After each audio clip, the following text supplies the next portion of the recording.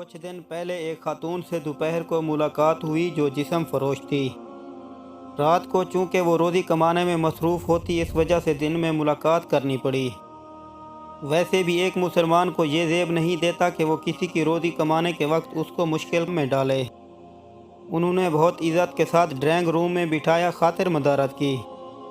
ان کا حال پوچھنے کے بعد میں نے سوال کیا کہ آپ اس بے لذت کام میں کیسے پھنس گئیں؟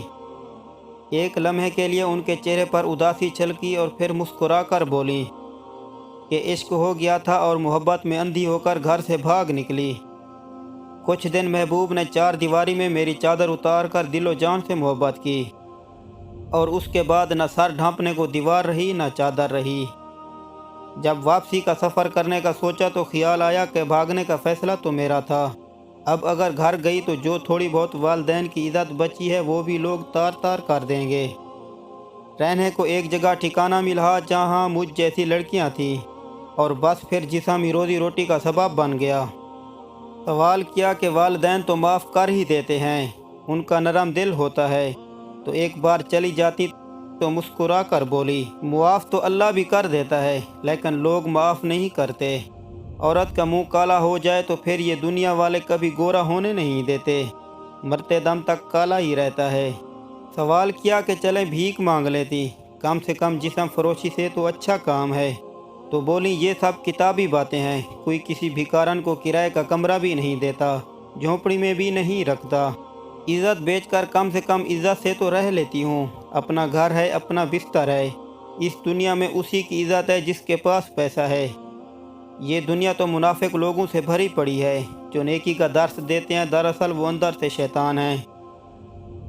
کسی مولوی سے کہیں کسی طوائف سے شادی کرے گا تو وہیں بولتی بند ہو جائے گی۔ سوال کیا کہ محبت کیا ہے، تو کچھ لمحے خاموش رہنے کے بعد بولی کہ محبت بھی ایک دھندا ہے۔ مرد اپنی رقم انویسٹ کرتا ہے اور پھر اپنی محبوبہ کے جسم سے کھیل کر سود سمیت واپس لیتا ہے۔ اب وہ عورت اپنے محبوب کے رحم و کرم پر ہوتی ہے، مرضی ہے شادی کر لے اور مرضی ہے چھوڑ دے۔ جو لوگ سچ میں محبت کرتے ہیں وہ نکاح کا راستہ اختیار کرتے ہیں۔ سوال کیا کہ گناہ کرتے ہوئے تکلیف نہیں ہوتی، تو بولی جب انسان گندگی کے ڈھیر میں رہنے لگ جائے تو پھر اسے بدبو کا احساس نہیں ہوتا، بلکہ خوشبو اس کے لیے زہر بن جاتی ہے، بس اپنا معاملہ ایسے ہی ہے۔ سوال کیا کہ نوکری کر لیتی، کہیں شادی کر لیتی تو گناہ سے بچ سکتی تھی، تو بولی جب لوگوں کو یہ معلوم ہو جائے کہ لڑکی اکیلی ہے، اس کا کوئی نہیں، تو مرد بھیڑیے بن جاتے ہیں، شادی شدہ مرد ہو یا کنوارا، سب ایک ہی صف میں کھڑے ہو جاتے ہیں۔ یہ دنیا اکیلی عورت کو جینے نہیں دیتی، شکل مومنوں والی اور کرتوت کافروں والے کرتے ہیں۔